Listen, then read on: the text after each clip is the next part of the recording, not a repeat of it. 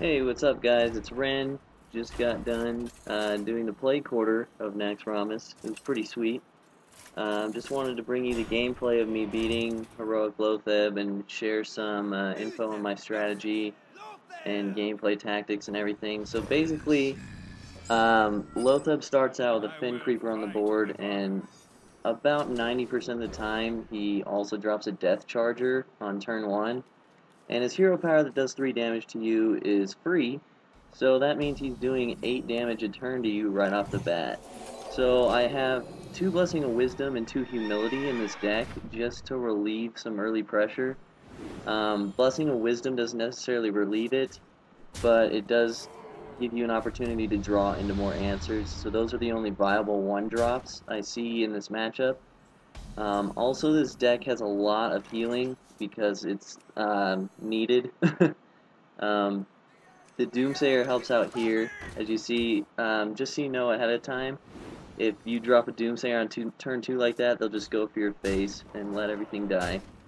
So as you can see, I'm down to 14 after turn 2, but the board is clear at least. So I can drop the Earthen Ring here and start clawing my way back in it.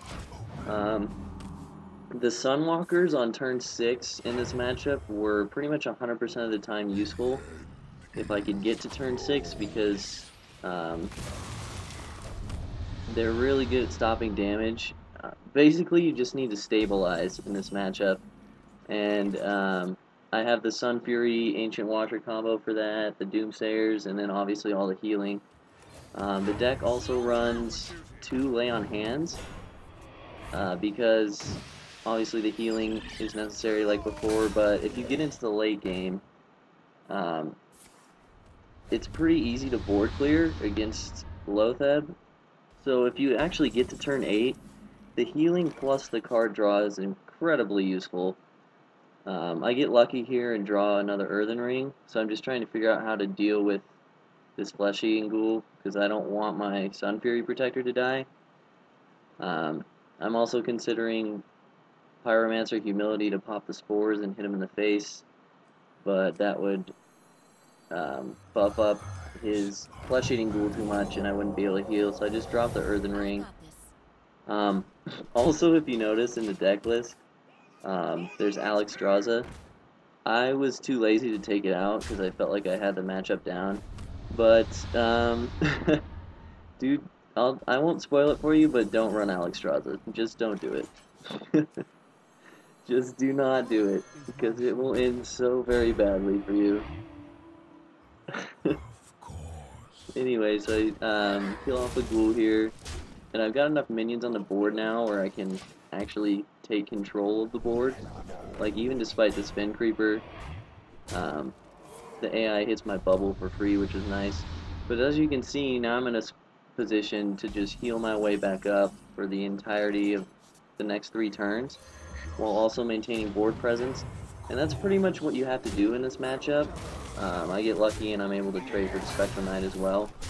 But pretty much in this matchup you have to stabilize right away, which is why I have Blessing, Wisdom, and Humility in the deck, as well as Equality Pyro combo, although usually you probably need both of those consecutively, or at least a Doomsayer to make that work. Here's the example of Lay on Hands just doing work, because all he's got is spores on the board, and I get to draw 3 cards and heal myself for 8, so it's just huge in this matchup, as were the Sunwalkers.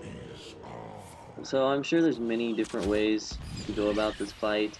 This was just mine.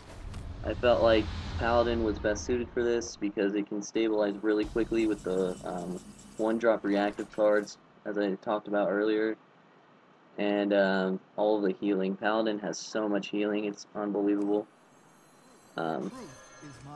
If I had to do it over, I might take out the Sun Fury Watcher combo, although I don't know what I'd replace it with.